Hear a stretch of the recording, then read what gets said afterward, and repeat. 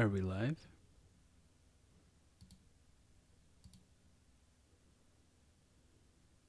Oh, is this it? Do do do do do. Ha ha ha. Whoop whoop. Let's see if this is me. Sorry, it's gonna take a few seconds for me to realize that it's me.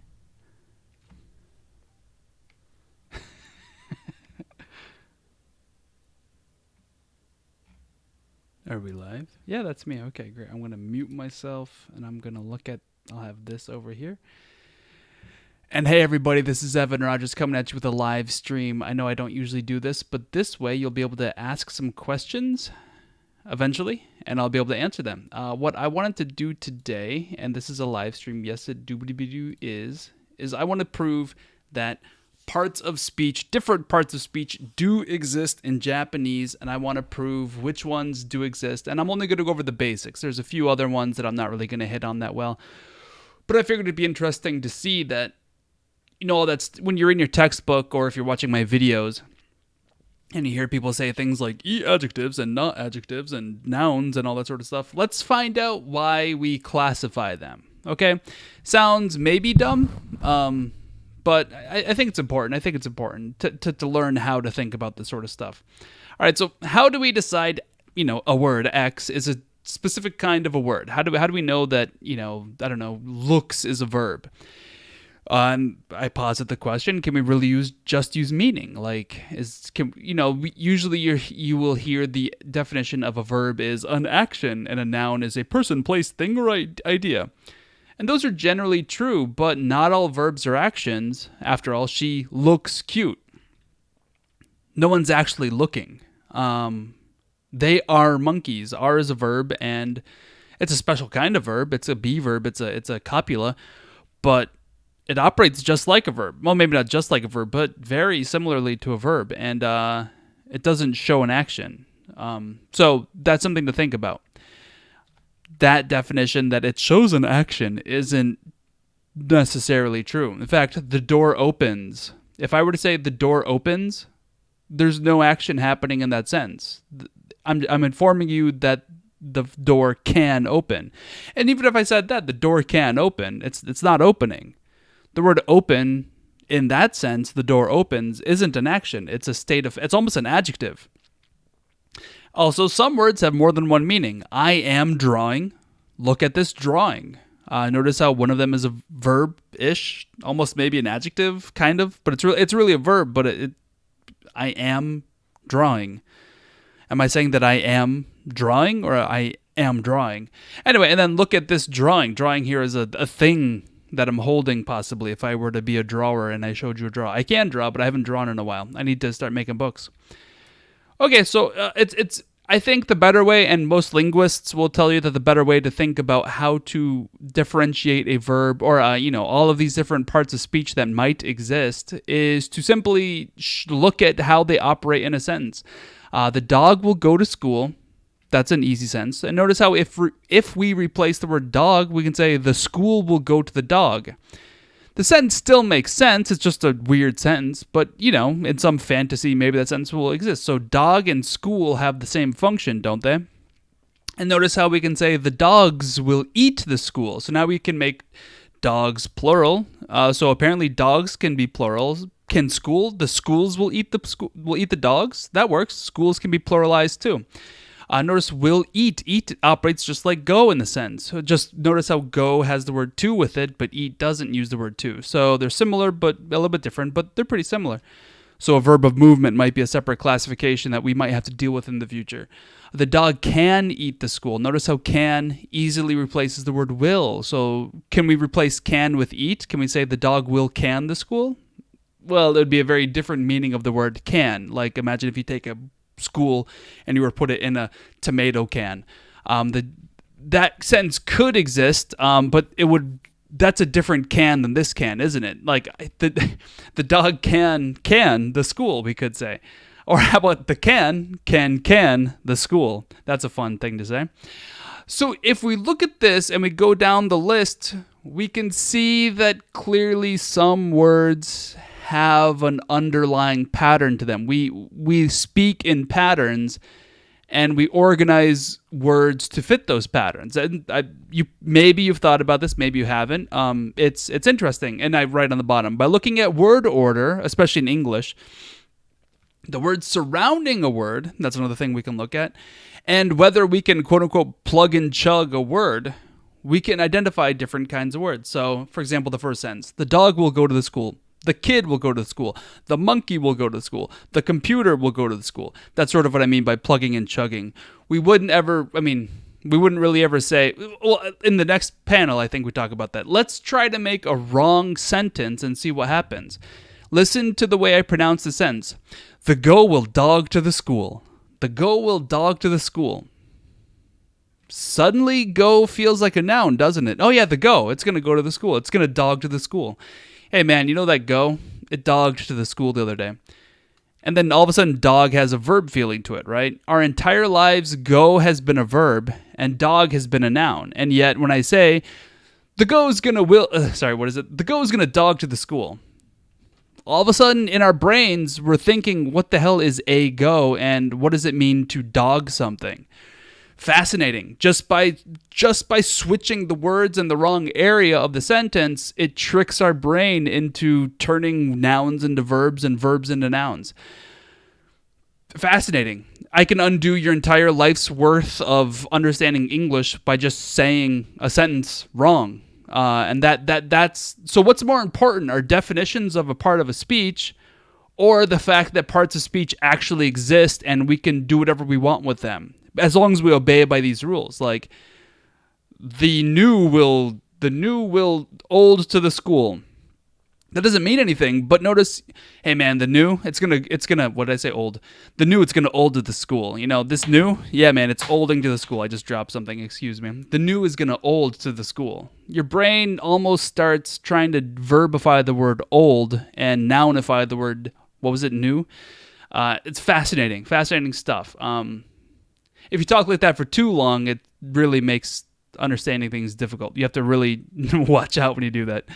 Okay, let's apply this logic to Japanese, and we'll use a basic sentence for at least a little while. The dog blank. The dog is something. The dog does something. Something like that. And we have inu wa blank. All right, the dog is scary. Inu wa kawaii desu. We have the furigana underneath the kanji. And then we have the dog is quiet. Inu wa shizuka desu. All right, so if you look at these, they have a very similar, setup. We have shizuka and we have kawaii. Excuse me, I burp, so sorry if I burp. I can't edit that out in the live videos. I'll try to keep them not loud and disgusting. So here it looks like shizuka and kawaii are about the same kind of word, right? It says inu wa blank desu. It fits that pattern.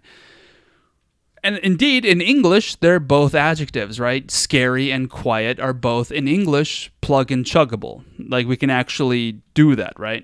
However, don't use English as your guide with Japanese, okay? Just because you think you have a rule for English doesn't mean you should apply that rule to Japanese. Be careful about that.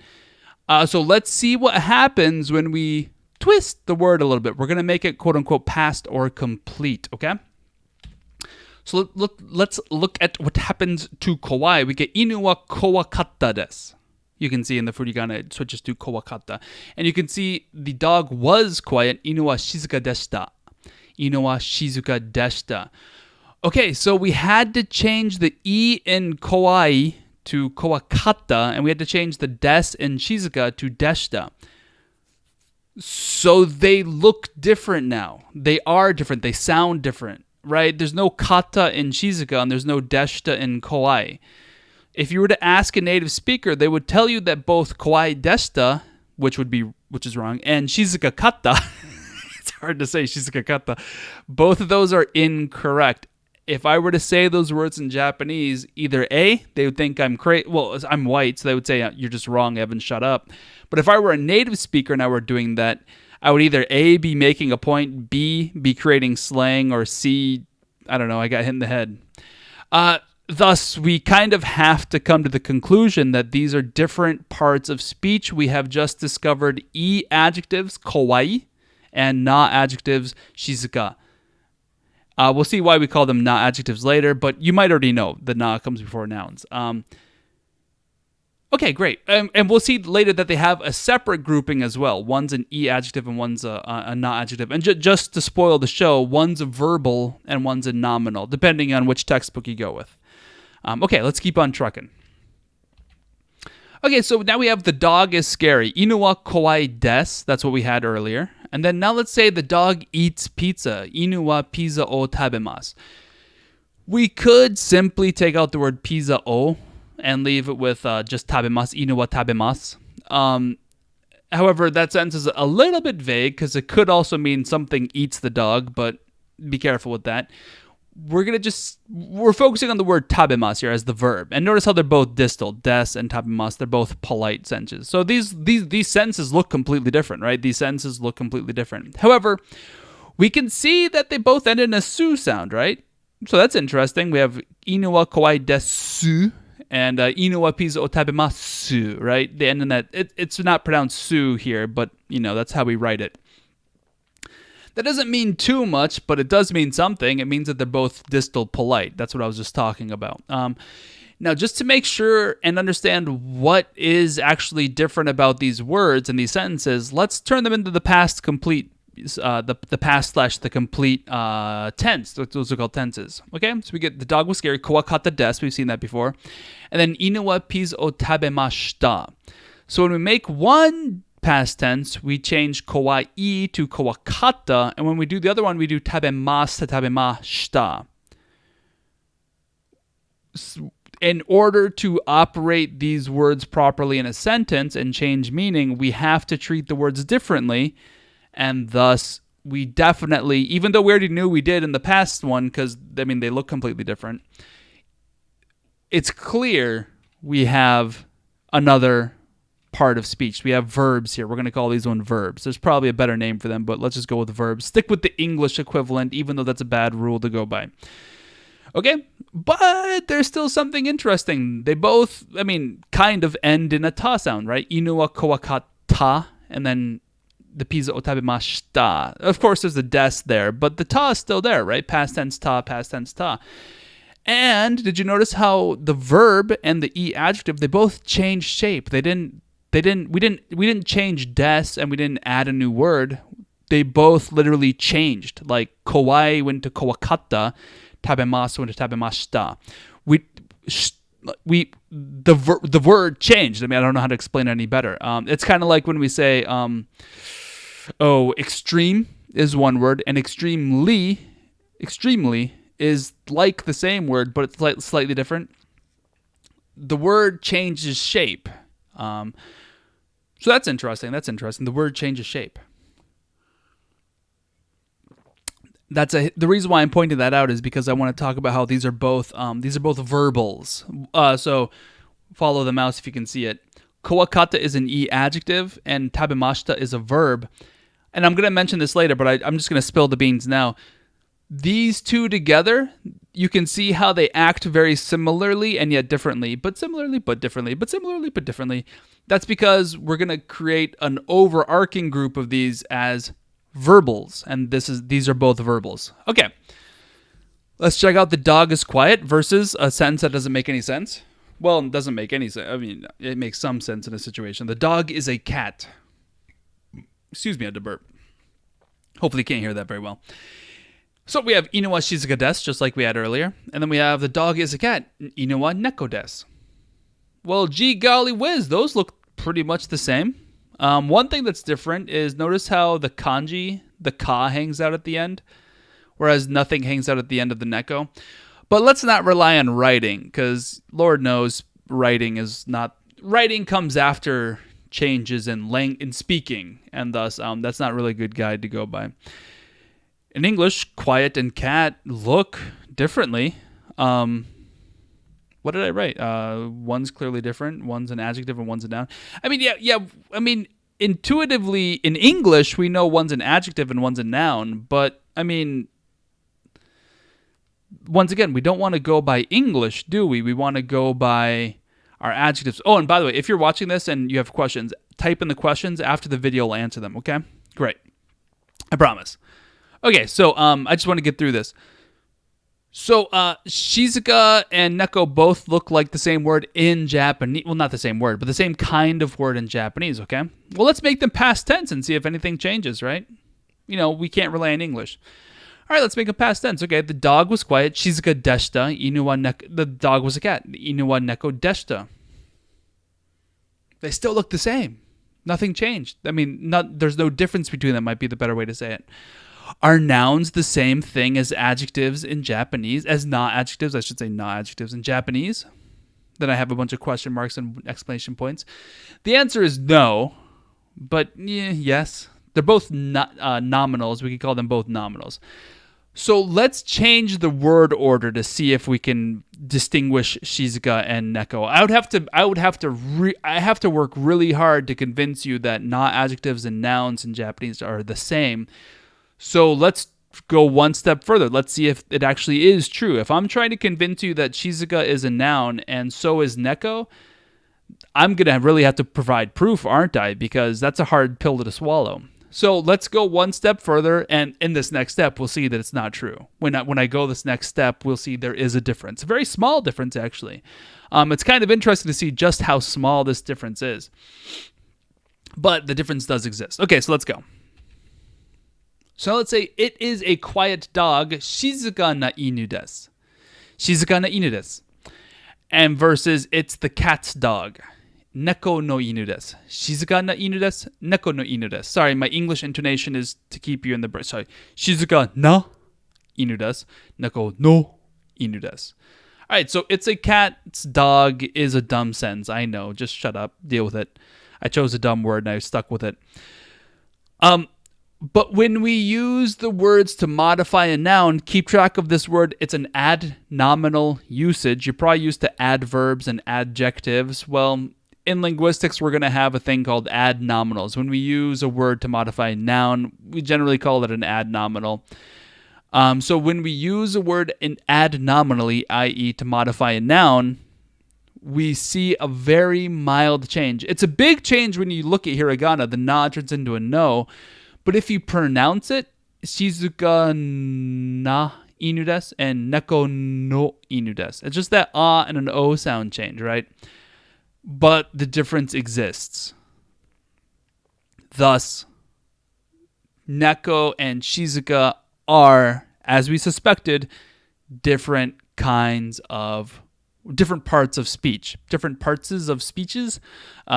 We have just discovered nouns. Neko is a noun and Shizuka is a na adjective.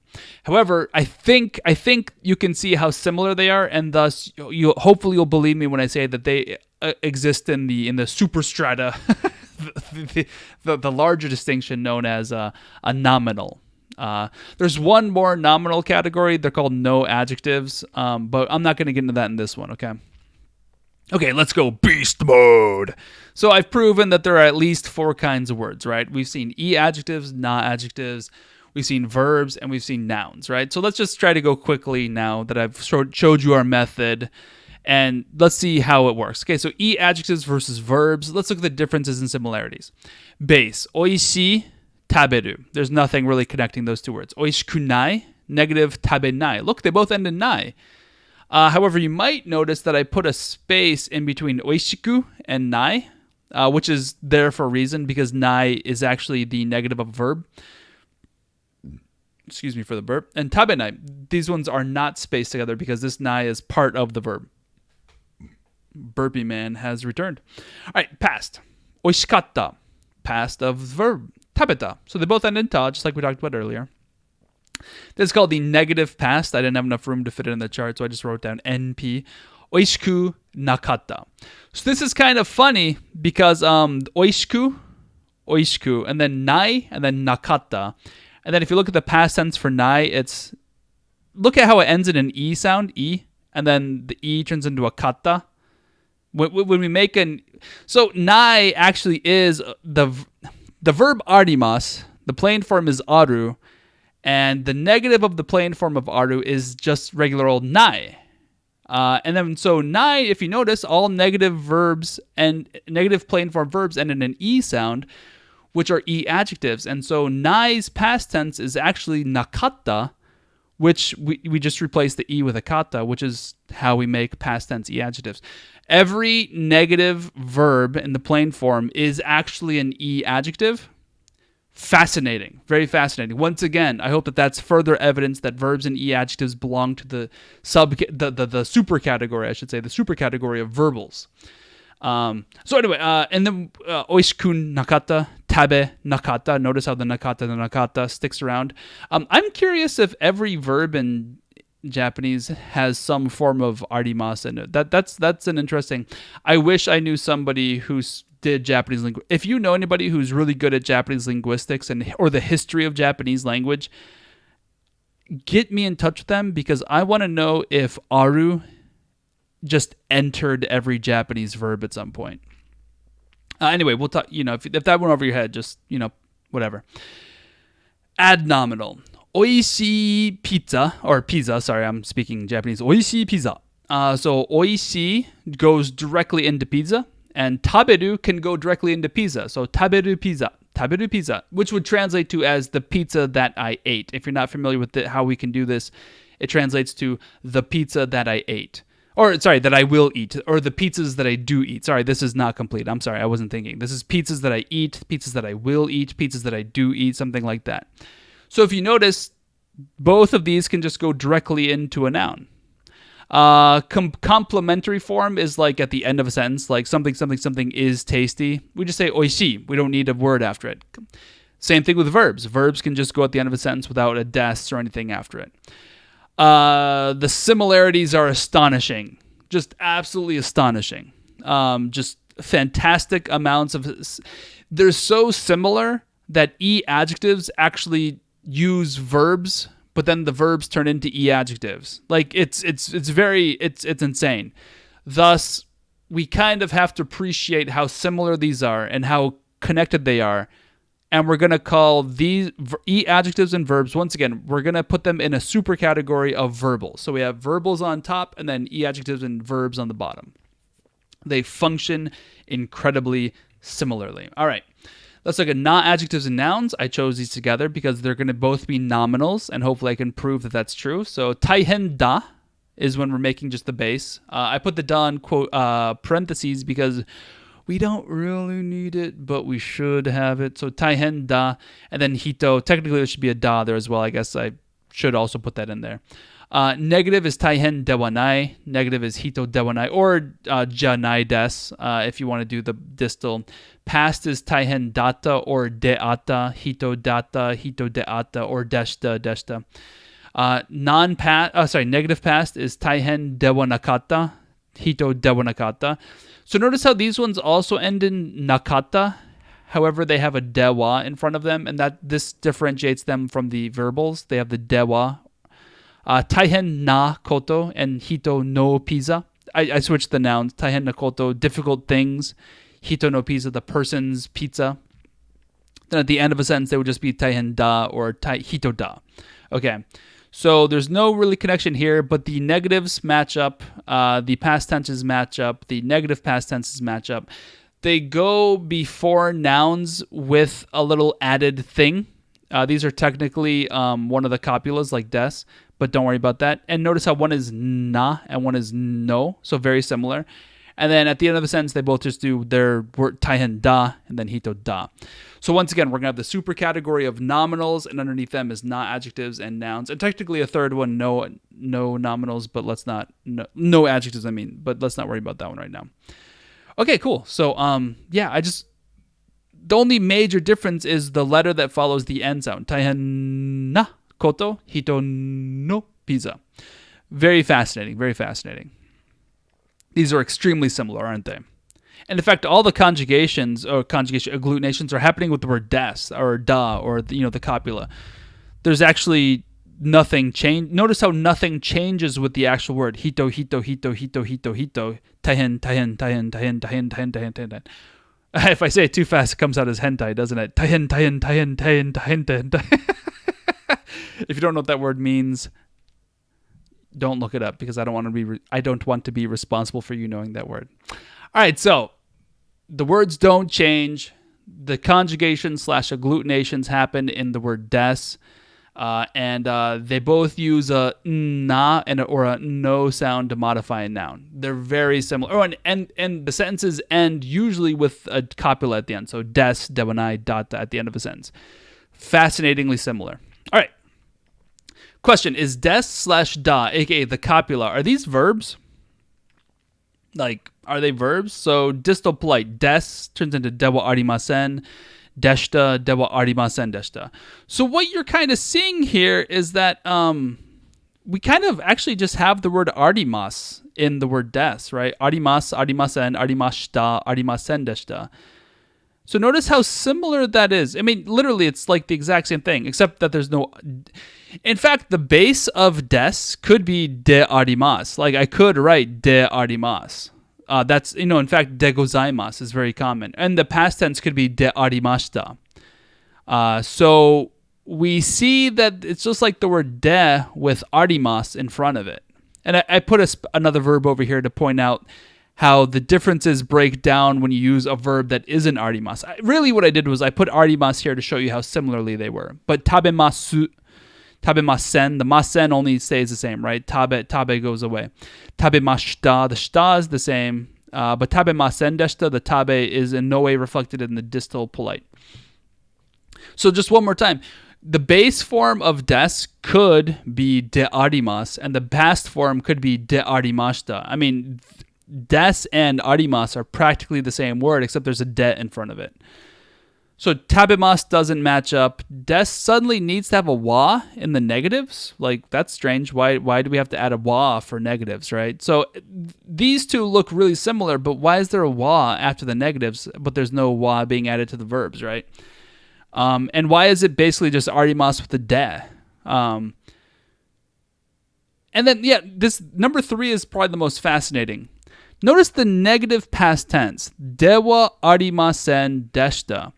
Why do we use the past tense of des to make the negative past tense of des? Like, why is the word des in this sentence or in this word twice? Dewa arimasen is the negative of des. And then we add deshta, which is the past tense of des. So in order to make the negative past tense of des, we have to use des twice to make, this is like the inception of Japanese right here. You're like in a dream, and you have to spin the top thing. Whoa. Okay, so that's what's what the heck is going on here? Okay, so des is basically just de plus arimas. And then to make it negative past tense, we have to have des twice to make des once. Clearly, something funky, funky, is going on. I didn't say the one that would have a C in it. Let's look at it if we just use direct casual. We can have da or de aru, dewanai, data or deata. Data is a slurring of deate. Deata. So there's not really that big of a difference there. Data, deata. Hopefully you can hear it. Dewanakata. Aru, nai, atta, nakata. Then ru, nai, ta, nakata. Similar, but I mean, once again, we just have a D sound followed by some form of aru. And then for the negatives, we have was, right? So it's just the de particle with aru. And then with negatives, we have to have wa. And then for some reason, Hopefully, we've seen that while des is very similar to arimas, it's different than arimas. And so we're going to call this the copula, okay? Copula, copulation. When you take one thing and you copulate it. This and pizza connected, copulating together this is a pizza. You're taking one thing and describing it as something else. That's what the word copula means. For all of you who get my joke about copulation, good on you. But think about what that means. You have two things coming together to form one thing. Woo! That's what this word means. You're taking X and you're saying it is Y. So you can see, hopefully, that this is a different it is a different part of speech than regular old verbs. We just have simply the de particle, and then occasionally wa shows up, and then we use des to modify des when we want to change des but really it's arimasu. Like, there's a whole funky funky thing happening with des and da that just doesn't make sense. It is different than verbs. So as much as I probably have said in the past on this channel that des is a verb, it's not. It's not a verb. You can see it. It's a bastardization of a verb, technically. Okay, cool. So I think we've discovered 5 parts of speech. We have nouns, not adjectives, adjectives, verbs, and the copula. And then particles don't change. They never change. And they're just one sound, occasionally 2 or 3. There might be like a 3 sound particle, maybe. So I'm not going to bother even talking about particles that much. It's obvious that particles are a different part of speech than the other 5. So boink. We have a 6th part of speech with particles, o, wa, ga, ni, de, mare, kara, ka, to, and all the rest of them. They're just obviously different, so why bother wasting our time talking about them? There's never such a thing as omashita or, I don't know, madenai. There can be some of those things separately, and they just come together. But like, I would never say, oh, kino pizza omashita tabe. That's not, we don't do that. Particles don't have time or negativity or aspect.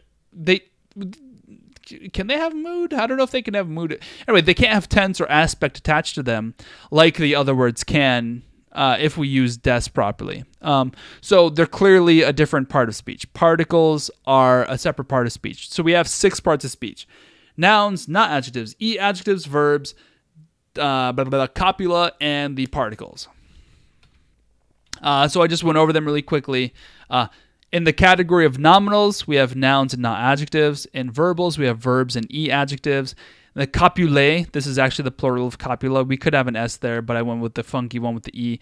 We have, there's just the copula, and then I point out how there's numerous forms of the copula, and then, there's des, de arimasu, dan, de aru, are the polite, distal, and the direct, casual usages. These aren't actually separate copulas. This is just one category. And particles, they don't change at all. 0, no change. Zenzen kawaranai. That just means they don't change. So the nominals, just as a recap, they almost always have a copula after them. They need a connector before noun. Their adnominal use is with a na or a no. And they don't agglutinate on their own. They don't change. There's no hito waremashita. There's no hitomasen. Okay, so, and then nouns use the no, and then the nas use the na. When we want to make them distal, both of them end as at the end of a sentence. Nouns and not adjectives both end in des when we're trying to be distal. Okay, verbals, they don't need a copula after them. They can go directly before a noun, just as we said here. And they do change form. They do agglutinate. Verbs almost always end in an u sound, even in the mas form, no matter which verb group they're in, either the ikus or the taberus or the dekirus or the irasharus. They all end in an u sound. Distals use mas, and then adjectives end in an e sound unless we're agglutinating them. And the distals use des. Okay? Okay, so I hope that makes sense. Cool. Thanks for watching. I hope you enjoyed this. I hope it was worth your time. Consider a donation. All the links are in the description. Share it on social media, all that good stuff. Help me out, guys. I hope this was worth time. I'm going to jump in and answer some questions that we had forming, probably from like the 4 people that are watching this. Here we go. Let's see what we got in the question section. All right, we got 2 people. Ask Dominic Wallner for that Aru thing. I think he's happy to answer. Is he on YouTube? Dominic Wallner? Thanks, Mayakuya. Sorry, Mayakuya. Hey, Seabach, how you doing? Looks like we only have 2 or 1. We have 0 questions. We have 0 questions. Thank you both for comments. I hope this was interesting for you guys. I will check that all out. See if I'll check out who Dominic Wallner is and see what he has to say about that. If he knows the history of Aru entering verbs and adjectives like that. All right, hey, peace out. Boink.